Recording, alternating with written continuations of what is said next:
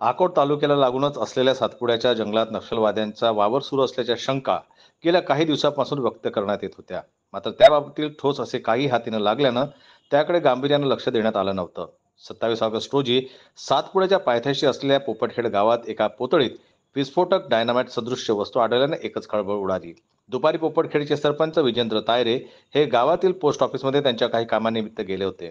तेव्हा त्यांना पोस्टाच्या जवळच एका पोतळीत काहीतरी वेगळंच असल्याचं जाणवल्यानं त्यांनी ती पोतळी उघडून पाहिली असता त्यात वायर लावलेले काही लहान व एक मोठे विस्फोटक दिसून आले. त्यातून बारूद सदृश्य वास येत होता. याबाबत सरपंच विजेंद्र तायडे यांनी अकोट ग्रामीण पोलीस स्टेशनला याची माहिती दिली असल्याचे सांगण्यात येत आहे.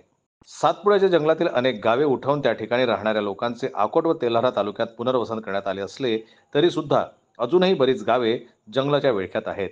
त्याच जंगलाचे प्रवेशद्वार असलेल्या पोपटखेड गावात इतक्या प्रमाणात जिवंत विस्फोटक म्हणजेच डायनामाइट सापडणे हा पोलिसांसाठी आव्हानाचा विषय ठरला आहे.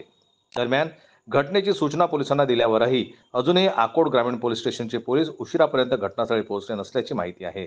या गावात ही स्फोटके सदृश्य वस्तू गावात आल्या कशा, कोणी आणले, कशासाठी पोस्ट ऑफिस समोर ठेवले, या जंगलात नक्षलवादी वावरत तर नाहीत ना, असे अनेक प्रश्न निरुत्तरच राहतात. संजय उमक, जनमत लाईव्ह न्यूज, अकोला.